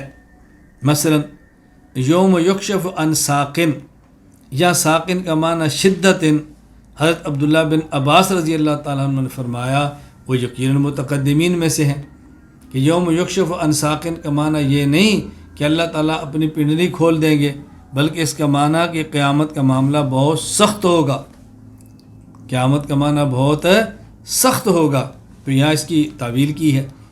اچھا، اسی طرح ثم استوى علی العرش، امام مجاہد رحمۃ اللہ علیہ اس کی تفسیر کرتے ہیں علی العرش، اللہ تعالیٰ عرش پر غالب ہے، اور یہ حضرت امام بخاری رحمۃ اللہ علیہ نے صحیح بخاری باب وکان عرش الماء کے تحت اس کو نقل فرمایا ہے۔ حضرت امام اعظم ابو حنیفہ رحمۃ اللہ علیہ الفقہ الاکبر میں فرماتے ہیں کہ جب یہ کہا جاتا ہے فلاں شخص اللہ کے قریب ہے، فلاں اللہ سے دور ہے، تو یہ قرب اور بعد مسافت کے اعتبار سے نہیں بلکہ اللہ کی رحمت کے قریب ہونا اور اللہ کی رحمت سے دور ہونا ہے۔ تو دیکھو انہیں بھی صفات میں تعویل کی ہے۔ تو متقدمین بھی بوقت ضرورت تعویل ثابت ہے، عمومی موقف ان کا اس میں تعویل نہ کرنے کا ہے۔ اور دوسری بات سمجھ لیں، متقدمین اہل سنت والجماعت جو تعویل نہیں کرتے وہ درجہ یقین میں نہیں کرتے کہ یقیناً اس کا معنی یہی ہے، اور متاخرین جو تعویل کرتے ہیں وہ درجہ یقین میں نہیں کر کے بلکہ درجہ گمان میں کرتے ہیں کہ یہ معنی ہو سکتا ہے۔ لوگوں کو فتنوں سے بچانے کے لیے وہ اس معنی کی تعویل کر لیتے ہیں۔ اب اس کا مطلب یہ ہے کہ متقدمین اور متاخرین کے درمیان نزاع حقیقی نہیں بلکہ نزاع لفظی ہے۔ نزاع حقیقی کہتے ہیں جو حقائق کا اختلاف ہو، اور نزاع لفظی کہتے ہیں کہ حقائق کا اختلاف نہ ہو، الفاظ کا اختلاف ہو اور تعبیر کا اختلاف ہو، بس اسے کہتے ہیں۔ میں اس کی مثال دیا کرتا ہوں بات سمجھانے کے لیے کہ جس طرح موت کے بعد ثواب و عذاب متکلمین اہل سنت والجماعت کا نظریہ ہے کہ انسان کو ہوتا ہے جو انسان روح اور جسم کا مجموعہ ہے، یعنی یہ جو دنیاوی جسم ہے یہی مٹی والا، اسی کو روح کا تعلق جوڑ کے ثواب اور عذاب ہوتا ہے۔ کافر ہے تو عذاب ہے، مومن ہے تو ثواب ہے، اچھا بدل ہے۔ لیکن صوفیہ فرماتے ہیں کہ موت کے بعد ثواب اور عذاب کا تعلق جسد مثالی کے ساتھ ہوتا ہے۔ اب وہ لوگ جو دنیا میں یہ عقیدہ رکھتے ہیں کہ ثواب اور عذاب اس جسد عنصری اور جسد خاکی مٹی والے کو نہیں ہوتا بلکہ جسد مثالی کو ہوتا ہے کہ اللہ تعالیٰ انسان کے بدن سے روح نکالتے ہیں اور ایک عالم مثال ہے، وہاں اس جسم جیسا ایک اور جسم بنتا ہے، روح اس کے اندر داخل کرتے ہیں اور ثواب و عذاب اس کو ہوتا ہے، اسے جسد مثالی کہتے ہیں۔ اور پھر وہ بطور دلیل کے، بطور تائید کے صوفیہ کو پیش کرتے ہیں کہ دیکھیں جو ہمارا عقیدہ ہے وہ آپ کے صوفیہ کا بھی ہے، ہمیں آپ بدعتی کہتے ہو تو ان صوفیہ کیوں نہیں کہتے جن کا یہ نظریہ؟ تو ہاں ہم ان کو بات یہ سمجھاتے ہیں کہ دیکھیں صوفیہ جسد مثالی کسے کہتے ہیں؟ جب انسان فوت ہوتا ہے تو انسان کا یہ جسم جو جسد اصلی ہے، جسد عنصری ہے، جسد خاکی ہے، اس سے روح نکل جاتی ہے۔ صوفیہ کہتے ہیں یہ جو جسم سے روح نکلتی ہے اس روح کی وہی شکل ہوتی ہے جو اس جسم کی ہے، المتشکل بجسدہ العنصری، ہو جاتی ہے۔ جو شکل جسم کی ہے وہی شکل روح کی ہوتی ہے، اس لیے اس روح کو ہم جسد مثالی کہتے ہیں کہ اس روح کی شکل اس جسد عنصری کی طرح ہے، مثل ہے، اس لیے جسد مثالی کہتے ہیں۔ اب دیکھو تو گویا کہ صوفیہ بھی اس جسد عنصری زمین والے جسم کے ثواب اور عذاب کے قائل ہیں، اور متکلمین بھی اسی کے قائل ہیں۔ فرق کیا تھا کہ جو جسم سے روح نکلی ہے اور روح جسد عنصری کی طرح ہو گئی ہے، متکلمین اس کو اب بھی روح کہتے ہیں اور صوفیہ اس روح کو جسد مثالی کہتے ہیں۔ تو روح کا نام متکلمین نے روح ہی رکھا اگرچہ اس کی شکل اس جسم کی طرح ہے، اور صوفیہ نے اسی روح کا نام جسد مثالی رکھا چونکہ اس کی شکل جسم کی طرح ہے۔ اور وہ لوگ جو جسم مثالی کے عذاب ثواب کے قائل ہیں وہ کہتے ہیں نہیں، عالم مثال میں موت کے بعد ایک اور جسم ہوتا ہے اس جسم کی طرح اور روح اس میں ڈالی جاتی ہے۔ اب دیکھیں ان کا جسد مثالی کا معنی اور ہے، صوفیہ کیا اور ہے۔ تو ہم کہیں گے کہ صوفیہ اور متکلمین کا جو اختلاف ہے یہ اختلاف حقیقی نہیں ہے بلکہ اختلاف لفظی ہے۔ یہ جس کو روح کہتے ہیں صوفیہ اس کو جسد مثالی کہتے ہیں، اور وہ جو مبتدع ہیں، بدعتی لوگ ہیں، گمراہ ہیں، وہ قبر میں جس میں اصلی کے ثواب عذاب کے قائل نہیں بلکہ جسد مثالی کے قائل ہیں، ان کے ساتھ ہمارا اختلاف حقیقی ہے۔ کیوں؟ وہ جسم کے علاوہ ایک اور جسم مانتے ہیں اور پھر اس میں روح کو ڈالتے ہیں، اور متکلمین اسی جسم کو جسم مانتے ہیں اور اس کے ساتھ روح کے تعلق کے قائل ہیں۔ تو خلاصہ یہ ہے کہ صوفیہ کے ساتھ جسد مثالی اور روح والا اختلاف یہ نزاع لفظی ہے، اور مبتدئین کے ساتھ یہ نزاع لفظی نہیں بلکہ نزاع حقیقی ہے۔ تو متقدمین اور متاخرین کے درمیان نزاع نفسی ہے کہ وہ کہتے ہیں اس کا معنی یہ ہے کہ تفویض ہے، تعویل نہیں کریں گے، اور یہ کہتے ہیں تعویل کریں گے۔ یعنی متقدمین کہتے ہیں تعویل نہیں کریں گے یقین کے درجے میں، اور متاخرین کہتے ہیں تعویل کریں گے درجہ گمان کے درجے میں۔ کتنا فرق ہے۔ پھر متاخرین بھی جو تعویل کرتے ہیں تو خود متاخرین یہ بات فرماتے ہیں کہ ہمارا تعویل کرنا جس طرح ابن الحمام نے فرمایا ہے اور جس طرح علامہ عبدالعزیز فرہاروی رحمہ اللہ نے فرمایا ہے، کہ اسی طرح علامہ تفتزانی نے فرمایا ہے کہ متاخرین کہتے ہیں ہم تعویل کرتے ہیں لوگوں کو جسمیہ اور مشبہہ ان کے فتنوں سے بچانے کے لیے۔ یعنی وہ لوگ جو اللہ تعالیٰ کے لیے جسم کے قائل ہیں وہ کہتے ہیں اللہ کا جسم ہے، کیوں؟ اس لیے کہ قرآن میں اللہ کے لیے ید ہے اور ید جسم کا ہوتا ہے، قرآن میں اللہ کے لیے عین ہے اور عین جسم کا ہوتا ہے، قرآن میں اللہ کے لیے ساقن ہے اور ساقن جسم کا ہوتا ہے، تو لہٰذا اعضاء اس کے ہوں گے نا جس کا جسم ہو، اعضاء تو جسم کے ہوتے ہیں۔ تو وہ چونکہ لوگوں کو دھوکہ دیتے تھے اس لیے متاخرین نے تعویل کر لی کہ قرآن کریم میں اللہ کے لیے ید ثابت ہے، لیکن ید کا معنی ہاتھ نہیں بلکہ ید کا معنی قدرت ہے۔ اللہ تعالیٰ کے لیے عین ثابت ہے لیکن عین کا معنی آنکھ نہیں بلکہ حفاظت ہے۔ اللہ تعالیٰ کے لیے ساقن ثابت ہے لیکن ساقن کا معنی پنڈلی نہیں بلکہ شدت ہے۔ اللہ تعالیٰ کے لیے قرآن کریم میں وجہ ثابت ہے لیکن وجہ کا معنی چہرہ نہیں بلکہ اللہ کی ذات ہے۔ تو انہوں نے تعویل کی ہے مشبہ کی فتنہ سے بچانے کے لیے۔ ایک عقیدہ غیر مقلدین کا، غیر مقلد کہتے ہیں استواء العرش کا معنی یہ ہے کہ اللہ تعالیٰ حقیقتاً عرش پر ہیں، اور ید کا معنی اللہ تعالیٰ کے لیے حقیقتاً ہاتھ ہے، عین کا معنی اللہ تعالیٰ کے لیے حقیقتاً آنکھ ہے، ساکن کا معنی اللہ تعالیٰ کے لیے حقیقتاً پنڈلی ہے۔ تو وہ یوں بیان کرتے ہیں۔ اب دیکھیں نا کتنا فرق ہو گیا۔ اور معتزلہ کہتے ہیں کہ ہم صفات متشابہات میں تعویل کرتے ہیں لیکن تعویل درجہ یقین کے اندر ہے، تو وہ ید کا معنی قدرت کرتے ہیں یقین کے درجے میں کہ ید کا معنی قدرت ہی ہے۔ تو کتنا بڑا فرق ہو گیا، اس بات کو اچھی طرح ذہن نشین فرما لیں تاکہ الجھن پیدا نہ ہو۔ تو متشابہ کی دو قسمیں ہوگیں۔ نمبر ایک غیر معلوم المعنی غیر معلوم المراد، لغوی معنی بھی معلوم نہ اور مراد شرعی معلوم نہ ہو، اسے متشابہ من کل الوجوہ کہتے ہیں۔ نمبر دو متشابہ غیر معلوم المعنی غیر معلوم المراد، لغوی معنی معلوم ہو مراد شرعی معلوم نہ ہو، اسے متشابہ من بعض الوجوہ کہتے ہیں، اسے متشابہ من بعض الوجوہ کہتے ہیں۔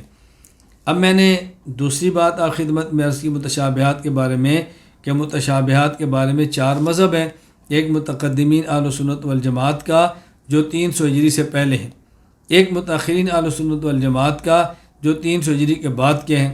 نمبر 2 معتزلہ، نمبر 3 غیر مقلدین۔ یہ معتزلہ کون ہے؟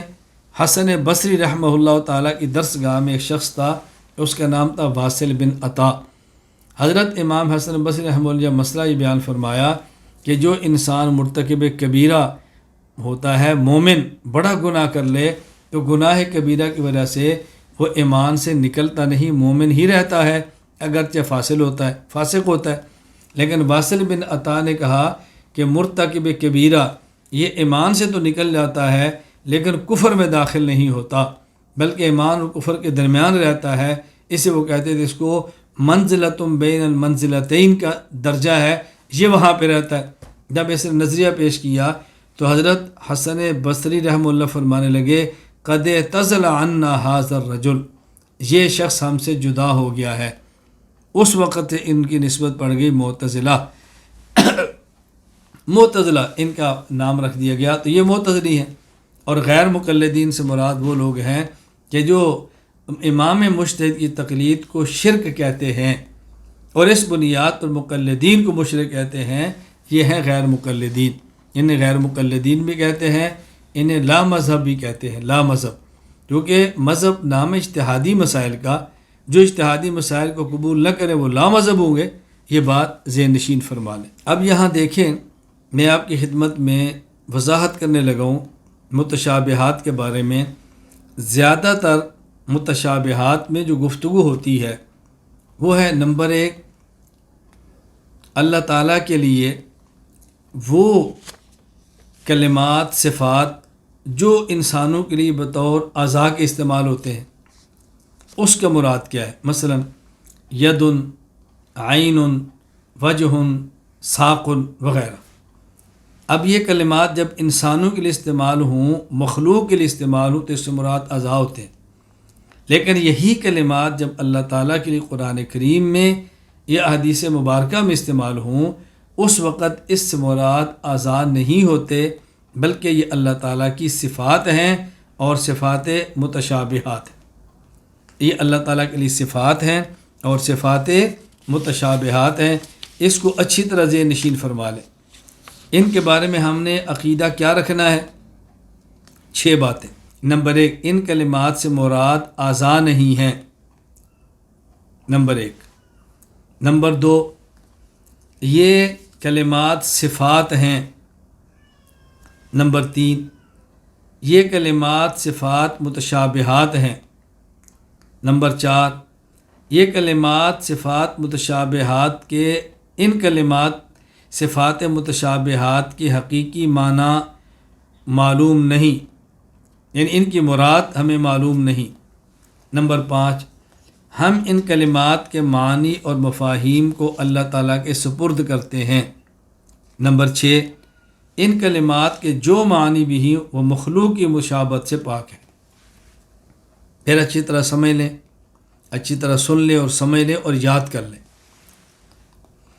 وہ کلمات جو مخلوق کے لیے اعضاء کے طور پر استعمال ہوتے ہیں، یہی کلمات جب قرآن کریم میں یا احادیث مبارکہ میں اللہ تعالیٰ کے لیے استعمال ہوں تو ان کلمات کا مطلب کیا ہوتا ہے؟ جیسے ید، عین، وجہ، ساق وغیرہ۔ اس میں 6 باتیں ذہن نشین فرما لیں۔ نمبر 1، ید، عین، وجہ، ساق، جب یہ مخلوق کے استعمال ہوں تو اس سے مراد اعضاء، اور جب یہی اللہ تعالیٰ کے لیے استعمال ہوں تو نمبر 1، ان کلمات سے مراد اعضاء نہیں ہوتے۔ نمبر 2، یہ کلمات صفات ہیں اللہ تعالیٰ کی، ید اللہ کی صفت ہے، عین اللہ کی صفت ہے۔ نمبر 3، یہ کلمات صفات ہیں اللہ تعالیٰ کی اور صفات متشابہات ہیں۔ نمبر 4، کلمات متشابہات کی مراد ہمیں معلوم نہیں۔ ایک ہے ید کا لغوی معنی ہاتھ، ایک ہے ید اللہ فوق ایدیہم سے مراد کیا ہے۔ نمبر 5، ان کلمات کے معنی اور مفاہیم کو ہم اللہ تعالیٰ کے سپرد کرتے ہیں، کھود کلید نہیں کرتے۔ نمبر 6، ان کلمات کے جو معنی بھی ہوں وہ مخلوق کی مشابہت سے پاک ہیں۔ یہ سن لیں، سمجھ لیں، اچھی طرح یاد کر لیں۔ وہ کلمات جو مخلوق کے لیے بطور اعضاء استعمال ہوتے ہیں، جیسے یدن ہاتھ، عین آنکھ، وجہ چہرہ، ساکن پڈلی، جب یہی کلمات قرآن کریم میں، احادیث مبارکہ میں اللہ تعالیٰ کے لیے استعمال ہوں تو اس کی مراد کیا ہے؟ اس کے لیے 6 باتیں ذہن نشین فرما لیں۔ نمبر 1، یہ کلمات اللہ تعالیٰ کے لیے جب استعمال ہوں تو ان کلمات سے مراد اعضاء نہیں۔ نمبر 2، ان کلمات سے مراد صفات ہیں۔ نمبر 3، ان کلمات سے مراد صفات متشابہات ہیں۔ نمبر 4، ان کلمات سے مراد جو صفات متشابہات ہیں ان کی حقیقی مراد اور حقیقی معنی مراد شرعی ہمیں معلوم نہیں۔ نمبر 5، ہم ان کلمات کے معانی اور مفاہیم کو اللہ تعالیٰ کے سپرد کرتے ہیں۔ نمبر 6، ان کلمات کے جو معانی اور مفاہیم بھی ہوں وہ مخلوق کی مشابہت سے پاک ہیں۔ یہ اچھی طرح بات ذہن نشین فرما لیں تاکہ الجھن نہ ہو۔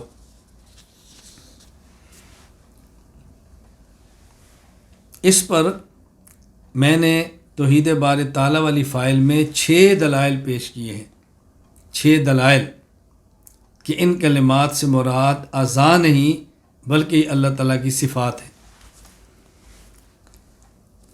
ان دلائل کے دوران یہ بار بار بات آئے گی اور میں اب بھی سمجھا رہا ہوں کہ یہ اللہ تعالیٰ کے اعضاء نہیں، ان سے مراد اللہ تعالیٰ کے اعضاء نہیں، کیونکہ اعضاء جسم کے ہوتے ہیں، اللہ تعالیٰ جسم سے پاک ہے۔ اللہ تعالیٰ جسم سے پاک ہے، اس پر میں نے توحید باری تعالیٰ فائل میں 4 دلائل پیش کیے ہیں کہ اللہ تعالیٰ جسم سے پاک ہے۔ 4 دلائل۔ جسم ہوتا ہے جو 2 یا 2 سے زائد چیزوں سے مرکب ہو، اور مرکب وہ ہوتا ہے کہ جو 2 مفرد مل کر بنے، پہلے نہیں ہوتا بعد میں بنتا ہے، اور جو پہلے نہ ہو بعد میں بنے وہ حادث ہوتا ہے، جبکہ اللہ تعالیٰ حادث نہیں بلکہ قدیم ہے۔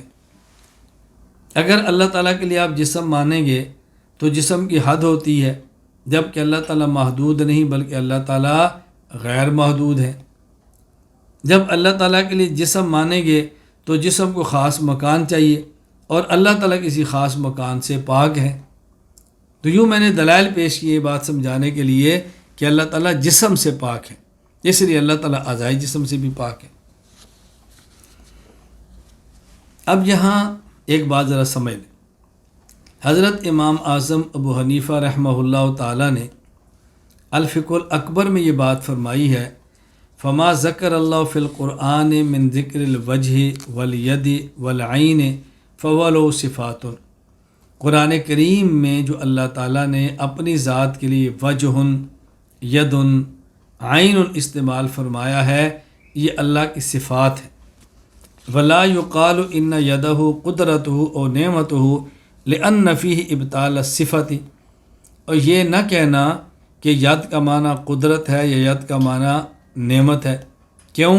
اگر ید کا معنی قدرت کریں گے تو ید کا صفت والا معنی یہ باطل ہو جائے گا۔ وہو قول اہل القدر والاعتزال، یہ قدریہ اور معتزلہ کا مذہب ہے کہ ید کا معنی قدرت ہے۔ ولیکن یدہ صفت بلا کیف، ید اللہ کی صفت ہے جو بغیر کیفیت کے ہے۔ یعنی جب ہم کہیں گے نا ید، تو یہ نہیں کہیں گے کہ اللہ کا ہاتھ، یہ کہیں گے ید اللہ، اللہ کا ید، کما یلیق بشانہ، جیسے اللہ کی شان کے لائق ہے۔ اچھی طرح بات سمجھ لیں، پہلے اس مفہوم کو سمجھیں کہ امام صاحب فرماتے ہیں یہ نہ کہنا کہ ید سے مراد اللہ کی قدرت ہے۔ اگر آپ نے ید کا معنی اللہ کی قدرت کیا تو پھر صفت والا معنی سر سے باطل ہو جائے گا۔ وہ کیسے باطل ہوگا؟ بھی سوال یہ، جب ید کا معنی قدرت کریں گے تو قدرت اللہ تعالیٰ کی صفت ہے، تو صفت والا معنی باطل نہیں ہوگا بلکہ صفت معنی تو پختہ ہوگا۔ اچھی طرح بات سمجھ لیں، اگر ید کا معنی آپ قدرت کریں گے تو صفت معنی نہیں ہوگا. کیوں؟ یا تو اللہ تعالیٰ کی صفت محکمہ ہے یا متشابہ ہے. اب اللہ تعالیٰ کی جو صفت محکمہ ہے، محکمہ وہ صفت ہو جس کا معنی واضح ہو، اور ید کا معنی جو واضح ہے وہ قدرت، وہ ہاتھ ہے. یہ جو معنی واضح ہے وہ کریں گے تو یہ تو عضو ہو جائے گا، صفت رہے گا ہی نہیں. اور اگر آپ ید کا وہ معنی کریں جو واضح نہیں، مثلا قدرت ہے، تو متشابہ کی تو دو قسمیں ہیں. نمبر ایک، غیر معلوم المعنی غیر معلوم المراد، اس کا لغوی معنی بھی معلوم نہ ہو، مراد شرعی بھی معلوم نہ ہو. ید کا لغوی معنی تو معلوم ہے، ہاتھ، اور شرعی مراد آپ نے بتا دی قدرت، تو یہ قسم بھی نہ رہی. دوسری قسم، معلوم المعنی غیر معلوم المراد، لغوی معنی معلوم ہو لیکن شرعی مراد معلوم نہ ہو. تو اس کا لغوی معنی تو ہمیں پہلے سے معلوم ہے، کیا؟ ید. اور آپ نے کہا جس کا مراد قدرت ہے تو آپ نے قدرت بھی بتا دی. تو پھر اب یہ معلوم المعنی غیر معلوم المراد نہ رہا نا، معلوم المعنی معلوم المراد ہو گیا. دوسری قسم تھی معلوم المعنی غیر معلوم المراد، کہ لغوی معنی معلوم ہو لیکن مراد معلوم نہ ہو. تو جب آپ نے کہا ید کا معنی قدرت ہے تو لغوی معنی بھی معلوم ہو گیا، مراد بھی معلوم ہوگی، تو متشابہ بھی نہ رہی. اب بتائیں ید کا معنی قدرت کریں گے تو نہ صفت محکمہ رہی نہ صفت متشابہ رہی. اس لیے امام صاحب کہتے ہیں ید کا معنی قدرت کریں گے تو صفت والا معنی سرے سے ختم ہو جائے گا. اس لیے کہو یدہ صفت بلا کیف، ید اللہ کی صفت ہے اور بغیر کسی کیفیت کے ہے. اب یہاں دو باتیں سمجھ لیں سوال اور جواب کے انداز میں. پہلی بات یہ سمجھیں کہ ہم تو آج تک درس گاہوں میں یہی سنتے آئے ہیں ید اللہ فوق ایدیہم، اللہ تعالیٰ کا ہاتھ ہے کما یلیق بشانی، جیسے اللہ تعالیٰ کی شان کے لائق ہے. نہ، یہ نہیں، توجہ رکھیں. ید اللہ کما یلیق بشانی کا مطلب یہ نہیں کہ یوں کہیں اللہ تعالیٰ کے لیے ہاتھ ہے جیسے اس کی شان کے لائق ہے، بلکہ یہ کہنا ہے اللہ کا ید ہے جیسے اس کی شان کے لائق ہے. یعنی ید اللہ کی صفت ہے اور بغیر کیفیت کے ہے، جیسے خدا کی شان ہے، جیسے اللہ کی شان کے لائق ہے، اسی طرح ید اس کی صفت ہے. ہم اس کی کوئی کیفیت نہ بتا سکتے ہیں، نہ اسی کیفیت کو ہمارے علم ہے، نہ ہی ہم جانتے ہیں، اور نہ ہی کیفیت ہے. یہ صفت بغیر کسی کیفیت کی. اچھی طرح بات سمجھ لیں. ایک ہے ید اللہ فوق ایدیہم کا یہ معنی کرنا کہ اللہ کا ہاتھ ان کے ہاتھوں کے اوپر ہے، اللہ کے لیے ہاتھ ہے جیسے اللہ کی شان کے لائق ہے. یہ جسم ثابت ہو گیا، یہ ٹھیک نہیں. اور ایک یہ کہ ہم یہ کہیں ید اللہ فوق ایدیہم، اللہ کا ید ہے جو ان کے ہاتھوں کے اوپر ہے، اور ید ایسے ہے کما یلیق بشانی، جیسے اللہ کی شان کے لائق ہے. ید خدا کی صفت ہے جو بغیر کیفیت کے ہے. اب یہ جسم والا سوال ختم ہو گیا. دوسری بات سمجھیں. دوسری بات یہ ہے کہ امام اعظم ابو حنیفہ رحمہ اللہ فرماتے ہیں کہ ید کا معنی قدرت نہ کریں، کیونکہ ید کا معنی قدرت کرنا یہ معتزلہ کا اور قدریہ کا مذہب ہے. تو ہمارے تو تمام اکابرین اہل سنت والجماعت جہاں بھی ترجمہ کرتے ہیں وہ ید کا معنی قدرت کرتے ہیں. مثلا والذی نفس محمد بیدہ، جہاں بھی نہیں، اکثر مقامات پہ جب بھی ید کا معنی کریں گے تو قدرت کریں گے. والذی نفس محمد بیدہ، قسم اس ذات کی جس کے قبضہ قدرت میں محمد صلی اللہ علیہ وسلم کی جان ہے. تو دیکھو ید کا معنی سارے قدرت کرتے ہیں. امام حنیفہ فرماتے ہیں کہ ید کا معنی قدرت کرنا یہ معتزلہ کا مذہب ہے. تو پھر ہمارے کافر معتزلہ کی بات کیوں کرتے ہیں؟ جواب ذہن نشین فرما لیں کہ جو امام صاحب فرما رہے ہیں کہ ید کا معنی قدرت کرنا معتزلہ کا مذہب ہے، اس کا مطلب یہ کہ ید کا معنی درجہ یقین میں قدرت کرنا یہ معتزلہ کا مذہب ہے، کہ ید کا معنی قدرت ہی ہے. یہ ہے معتزلہ کا مذہب. اور ہمارے اکابر متاخرین اہل سنت والجماعت جو ید کا معنی قدرت کرتے ہیں وہ یقین کے درجے میں نہیں کرتے بلکہ گمان کے درجے میں کرتے ہیں. تو معتزلہ کا مذہب اور ہے، اور ہمارے اکابرین متاخرین اہل سنت والجماعت کے مذہب کے مطابق جو ترجمہ کرتے ہیں یہ بات اور ہے. دونوں میں زمین و آسمان کا فرق ہے. معتزلہ تو میں نے بتا دیا کون ہے، اور یہ قدریہ کون ہے. قدریہ یہ وہ لوگ ہیں جو منکر تقدیر ہیں۔ منکر تقدیر کو قدریہ کہا جاتا ہے۔ میں سمجھانے کے لیے ایک بات کہا کرتا ہوں کہ اہل قدر انہیں کہتے ہیں جو تقدیر کے منکرین ہیں۔ یہ ایسے ہی ہے کہ جیسے ہمارے دور میں اہل حدیث ان کو کہا جاتا ہے جو منکر حدیث ہیں۔ آپ کہیں گے جی وہ کیسے، منکرین حدیث کیسے؟ میں کہتا ہوں آپ کسی شخص سے پوچھو جو فن حدیث کو جانتا ہے اور اصطلاحات حدیث کو جانتا ہے کہ حدیث کا معنی کیا ہے، تو وہ کہیں گے بھی حدیث کا معنی ہے رسول اکرم صلی اللہ علیہ وسلم کا قول، فعل اور تقریر، صحابی رسول صلی اللہ علیہ وسلم کا قول، فعل اور تقریر، تابعی کا قول، فعل اور تقریر۔ گویا کہ حدیث کے معنی میں 9 چیز آ گئیں۔ پیغمبر پاک صلی اللہ علیہ وسلم کا قول، فعل اور تقریر 3، صحابی رضی اللہ عنہ کا قول، فعل، تقریر 6، تابعی کا قول، فعل اور تقریر 9۔ ان 9 چیزوں کا نام ہے حدیث۔ قول بات کو کہتے ہیں، فعل عمل کو کہتے ہیں، اور تقریر کا معنی کہ نبی، صحابی یا تابعی کے سامنے کوئی بندہ کوئی بات کہے یا کوئی کام کرے اور یہ خاموش رہ جائیں، اسے کہتے ہیں تقریر۔ تو حدیث کے اندر 9 چیزیں آ گئیں، اور ایک بندہ امام ابو حنیفہ رحمۃ اللہ علیہ کی فقہ کو مانتا ہی نہیں۔ حضرت امام اعظم ابو حنیفہ رحمہ اللہ تعالیٰ تابعی ہے۔ اس پر میں الفقہ الاکبر کے شروع میں کئی ایک حوالہ جات پیش کر چکا ہوں کہ امام حنیفہ رحمۃ اللہ علیہ تابعی ہیں۔ جب تابعی ہیں تو فن حدیث کی روشنی میں ان کا قول، ان کا فعل، ان کا تقریر یہ حدیث ہوا۔ تو جو شخص امام حنیفہ رحمۃ اللہ علیہ کے اجتہادات اور فقہی فتاوی جات کو نہ مانے، وہ گویا احادیث کا فن اصطلاح کی روشنی میں، فن اصطلاحی حدیث کی روشنی میں انکار کر رہا ہے، تو منکر حدیث کو آپ اہل الحدیث ایسے ہی کہہ سکتے ہیں جس طرح منکر تقدیر کو اہل قدر اور تقدیری اور قدریہ کا نام دیا جاتا ہے۔ یہ بات اچھی طرح ذہن نشین فرما لیں۔ باقی جو میں نے آپ خدمت میں عرض کی ہے کہ حدیث کا معنی پیغمبر، صحابی اور تابعی کے قول، فعل، تقریر کو حدیث کہتے ہیں۔ یہ 9 چیزوں کا نام حدیث ہے۔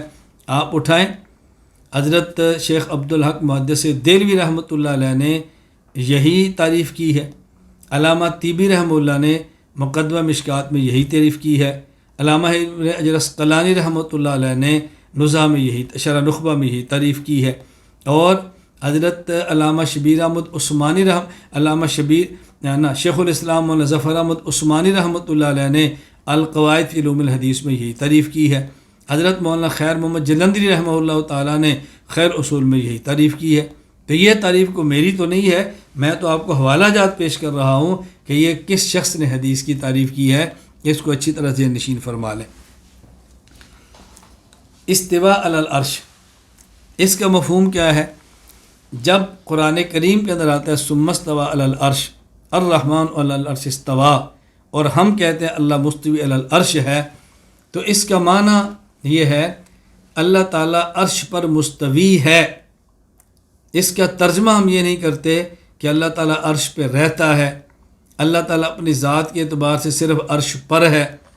تو مستوی استواء ان سے ہے جس کا لغوی معنی معلوم ہے، استقرار، علی کا لغوی معنی معلوم ہے پر، عرش کا لغوی معنی معلوم ہے تخت، لیکن مستوی علی العرش کا اصطلاحی معنی شریعت میں کیا ہے، یہاں مراد کیا ہے، یہ معنی نہیں کہ اللہ تعالیٰ عرش پر مستقر ہے، جس طرح الیاذ باللہ کو بندہ کسی کرسی یا تخت پر بیٹھا ہوتا ہے، ہرگز یہ معنی اس کا مراد نہیں ہے، یہ ذہن نشین فرما لیں۔ تو اللہ تعالیٰ کے مستوی علی العرش کا معنی یہ ہے اللہ عرش پر مستوی ہے جیسے اللہ کی شان کے لائق ہے۔ اس کا معنی یہ نہیں کہ اللہ عرش پہ رہتا ہے جیسے اللہ کی شان کے لائق ہے۔ تو مستوی علی العرش اللہ کی صفت ہے، اور یہ صفت متشابہات میں سے ہے، ہم جس کا معنی نہیں کرتے، ہم اس کے معنی کو اللہ تعالیٰ کے سپرد کرتے ہیں۔ اور متاخرین اہل سنت والجماعت نے جو اس کا معنی کیا ہے کہ مستوی علی العرش کا معنی اللہ تعالیٰ عرش پر غالب ہے، یہ درجہ یقین میں نہیں کیا بلکہ درجہ گمان میں کیا ہے، اور غیر مقلدین اور مجسمیہ اور جو اس قسم کے گمراہ لوگ ہیں ان کے فتنہ سے بچانے کے لیے معنی بیان کیا ہے، اور کیا بھی گمان کے درجے میں ہے، یقین کے درجے میں نہیں کیا۔ یہ بات اچھی طرح ذہن نشین فرما لیں۔ الجھن کے اندر مبتلا نہیں رہنا۔ استوا علی العرش کے مسئلہ کی وضاحت کے لیے میں نے توحید باری تعالیٰ اپنے سبق میں 11 آیات پیش کی ہیں، 8 مرفوع احادیث پیش کی ہیں اور 1 موقوف حدیث پیش کی ہے، 8 عقلی دلائل پیش کیے ہیں۔ گویا 28 دلائل میں نے اس بات پر پیش کیے ہیں کہ اللہ تعالیٰ مستوی علی العرش ہیں، جس کا معنی یہ نہیں کہ اللہ تعالیٰ عرش پہ رہتے ہیں، یہ معنی نہیں ہے، بلکہ ہمارا نظریہ ہے اللہ تعالیٰ موجود بلا مکان ہے، اللہ تعالیٰ حاضر ناظر ہیں، اللہ تعالیٰ موجود ہر جگہ ہے۔ یہ بات اچھی طرح ذہن نشین فرمائیں۔ اس پر میں نے 28 دلائل پیش کیے ہیں، اور 28 دلائل کے ساتھ میں نے اس موضوع پر آپ یقین فرمائیں 30 اکابرین اہل سنت والجماعت کے حوالہ جات پیش کیے ہیں، تاکہ کسی کو یہ الجھن نہ ہو کہ یہ موقف میرا شخصی ہے یا یہ موقف میرا ذاتی ہے، یہ میرا اپنا بنایا ہوا موقف ہے۔ ایسی بات ہرگز نہیں ہے۔ تو بات یہ نشین فرما لیں، استوا علی العرش، اللہ تعالیٰ مستوی علی العرش کا معنی یہ نہیں کہ اللہ تعالیٰ ذات کے اعتبار سے صرف عرش پر ہے، بلکہ ہمارا عقیدہ اللہ تعالیٰ موجود بلا مکان، بلا جہت اور بلا جسم ہے، اللہ تعالیٰ موجود ہر جگہ پر ہے، اللہ تعالیٰ کا احاطہ ذاتیہ ہے، ہماری فہم سے ماورا ہے، بلا کیفیت ہے۔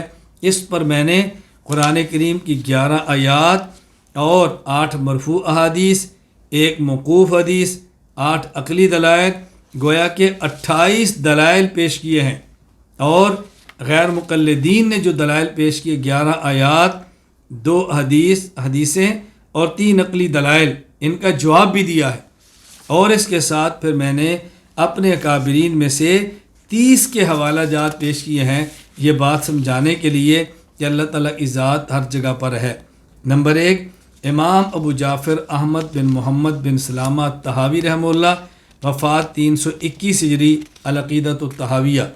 نمبر 2، امام ابو القاسم سلمان بن ناصر الانصاری الاصبہانی رحمہ اللہ، وفات 512 ہجری، الغنیہ فی الکلام کے اندر۔ نمبر 3، علامہ ناصر الدین ابو سعید عبداللہ بن عمر شیرازی بیضاوی رحمہ اللہ، وفات 685 ہجری، تفسیر البیضاوی۔ نمبر 4، علامہ علی بن احمد بن ابراہیم المحائمی الہندی رحمہ اللہ، وفات 835 ہجری، تبصیر الرحمن۔ نمبر 5، شیخ احمد سرہندی مجدد الفسانی رحمہ اللہ، وفات 1034 ہجری، مکتوبات امام ربانی۔ نمبر 6، علامہ ابو العباس احمد بن محمد بن المادی الفاسی رحمہ اللہ، وفات 1224 ہجری، تفسیر البحر المدید۔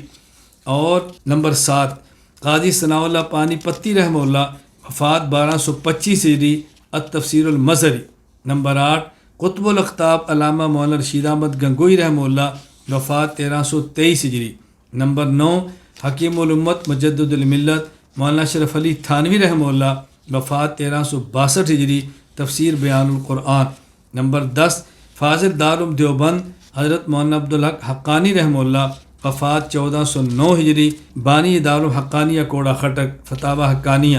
نمبر 11، مفتی اعظم ہند مفتی محمود حسن گنگوئی رحمہ اللہ، وفات 1417 ہجری۔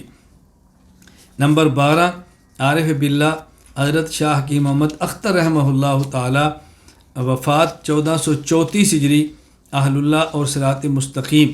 نمبر 13 اور 14، مجاہد ختم نبوت مولانا محمد علی جلندری رحمہ اللہ، وفات 1971 ہجری۔ اور اسی طرح مولانا محمد امین صفدر اکاڑوی رحمہ اللہ، وفات 1421 ہجری۔ نمبر 15، فاضل دارالعلوم دیوبند مفسر قرآن حضرت مولانا صوفی عبدالحمید سواتی رحمہ اللہ، معرف القرآن فی دروس القرآن۔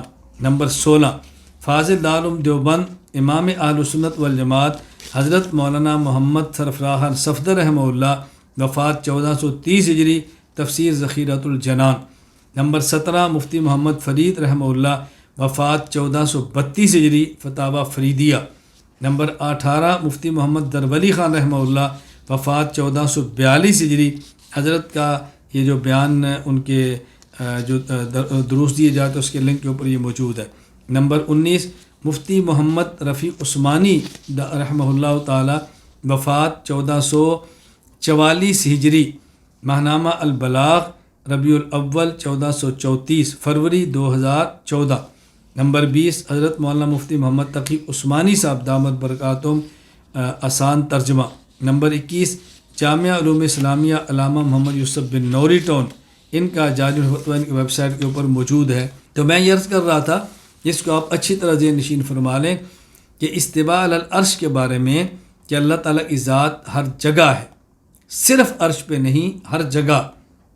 اس پر میں نے قرآن کریم کی 11 آیات، 8 مرفوع احادیث، 1 موقوف حدیث، 8 عقلی دلائل، یعنی 28 دلائل پیش کیے، اور کابرین اہل سنت والجماعت کے 21 حوالہ جات پیش کیے ہیں، اور غیر مقلدین کی طرف سے پیش کی جانے والے بطور دلائل کے 11 آیات، 2 احادیث اور 3 عقلی دلائل کے جوابات پیش کیے ہیں۔ اتنی تفصیل کے ساتھ میں نے گفتگو کی ہے کہ میرا اندازہ ہے شاید اس موضوع پر شرح و بس کے ساتھ اتنی تفصیلی گفتگو آپ کو کہیں اور سے شاید نہ ملے، ممکن ہو اور میرے علم میں نہ ہو، میں اپنی معلومات کی حد تک کہتا ہوں۔ میں آخر میں ایک بات پیش کروں گا کہ جس کو بسا اوقات پیش کیا جاتا ہے بطور حجت کے، کہ حضرت امام مالک رحمہ اللہ تعالی، امام دار الہجرہ، امام المدینہ، حضرت امام مالک رحمہ اللہ سے پوچھا گیا اللہ تعالیٰ کے مستوی علی العرش ہونے کے بارے میں، تو امام سے فرمایا الاستواء معلوم والکیف مجہول والایمان بہ واجب والسؤال عنہ بدعۃ۔ حضرت امام مالک رحمہ اللہ تعالیٰ خود فرماتے ہیں کہ استواء کا معنی معلوم ہے، بس ہمیں کیفیت معلوم نہیں ہے۔ تو آپ کیسے کہتے ہیں کہ استواء کا معنی معلوم نہیں بلکہ متشابہات میں سے؟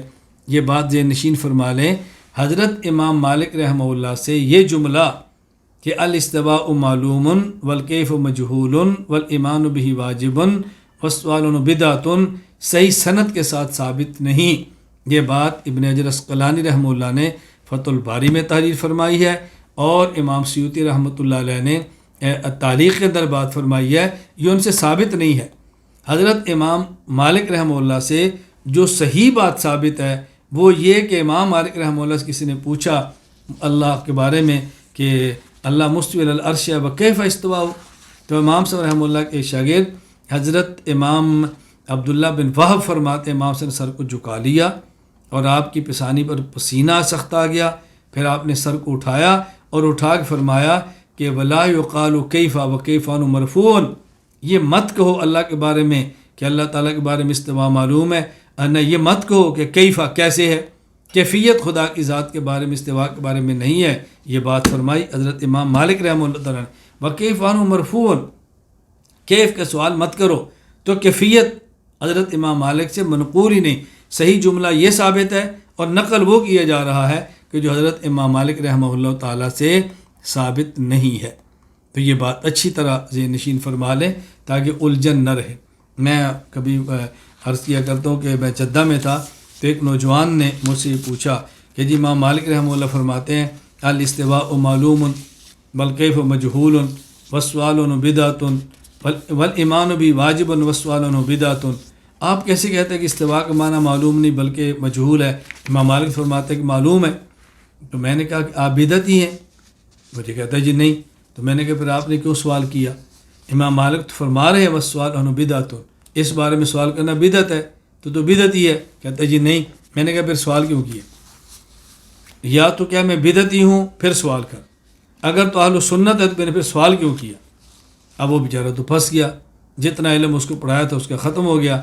تو مجھے کہتے ہیں پھر بھی آخر بتائیں تو صحیح نہیں۔ میں نے کہا نہیں، میں تو بتاؤں گا، جو امام مالک کا جملہ تو نے نقل کیا یہی بتا دے کہ تو نے آدھا سمجھا اور آدھا نہیں سمجھا۔ خیر میں نے اس کو پھر بتایا کہ حضرت امام مالک رحمہ اللہ تعالیٰ سے جملہ ثابت نہیں ہے، جو ان کی طرف غلط نسبت ہے۔ میں نے آپ کی خدمت میں یہ صفات کے بارے میں بہت مختصر سی گفتگو کی ہے اور اپنا موقع بیان کر دیا ہے۔ میں نے آج حوالہ جات نہیں دیے، دلائل نہیں دیے، کیوں؟ اس لیے کہ مختصر وقت میں اتنی ہی بات کہی جا سکتی تھی جو میں نے آپ کی خدمت میں پیش کی ہے۔ تفصیل کے لیے آپ توحید باری تعالیٰ کے عنوان پر میرا درس ہے، تقریباً 9 گھنٹے کا ہے، آپ وہ درس سماعت فرما لیں، فائل منگوا لیں تو بہت فائدہ ہوگا۔ اللہ تعالیٰ مجھے اور آپ سب کو عقائد پڑھنے کی، سمجھنے کی اور آگے پھیلانے کی توفیق عطا فرمائے۔ وآخر دعوانا ان الحمد للہ رب العالمین، الحمد للہ رب العالمین، والصلاۃ والسلام علی رسولہ وعلی آلہ وصحابہ اجمعین۔ اے مولا کریم، جو اس درس کے اندر شریک ہیں، حضرات، خواتین، ہمارے بھائی، ہماری بہنیں، ہمارے بیٹے، ہماری بیٹیاں، تو ان کو علم نافع عطا فرما، اللہ عمل صالح متقبل عطا فرما۔ اے اللہ رزق واسع، اے اللہ برکت والا رزق وسعت کے ساتھ عطا فرما، اپنی ذات کا محتاج بنا کر غیروں سے غنی فرما دے۔ اے اللہ کریم، ان کے علم و عمل میں برکت عطا فرما، یا اللہ یا اللہ برکت عطا فرما۔ اے اللہ کریم، ان کے علم میں برکت دے دے، عمر میں برکت دے دے، عمل میں برکت دے دے۔ اللہ ان کو صحت عافیت کے ساتھ اے اللہ دین کی مبارک خدمت اور مقبول خدمت کے لیے قبول فرما لے۔ یا اللہ ہمارے اساتذہ کرام کو اپنی شان کے مطابق اجر عطا فرما، ہمارے والدین کو اپنی شان کے مطابق اجر عطا فرما، ہمارے اکابرین کو اپنی شان کے مطابق اجر عطا فرما، جن کی محنت کا نتیجہ ہے کہ آج ہم عقائد کو اچھی طرح سمجھ رہے ہیں۔ اللہ تو ہمیں عقائد کو سمجھنے والا بنا دے، پڑھنے والا بنا دے، عقائد کو پھیلانے والا بنا دے۔ اللہ ہمیں ایسے افراد عطا فرما دے جو اس عقائد، اعمال، اخلاق والی محنت کو لے کر پورے عالم میں پھیل جائے۔ اے اللہ اس دعوت کو ہر گھر تک پہنچا دے۔ اے اللہ ہمارے عقائد کو صحیح فرما کر پوری امت کے عقائد کی تصحیح کا ہم کو ذریعہ بنا دے۔ یا اللہ یا اللہ اپنے فضل سے کرم سے ان دعاؤں کو تو قبول فرما۔ اے اللہ اپنے فضل سے قبول فرما، اپنے حبیب صلی اللہ علیہ وسلم کے صدقہ ان دعاؤں کو قبول فرما۔ جو حضرات اور خواتین اس درس میں شریک ہیں، کسی کی جائز خواہش ہو اپنے کرم سے پورا فرما دے۔ کوئی دعا کہنا چاہتا ہو نہ کہہ سکا ہو، اللہ تو ان کی دعائیں اپنے کرم سے قبول فرما لے۔ وصلی اللہ تعالی علی رسول خیر خلقہ محمد وعلی آلہ وصحبہ اجمعین، آمین برحمتک یا ارحم الراحمین۔ السلام علیکم ورحمۃ اللہ وبرکاتہ۔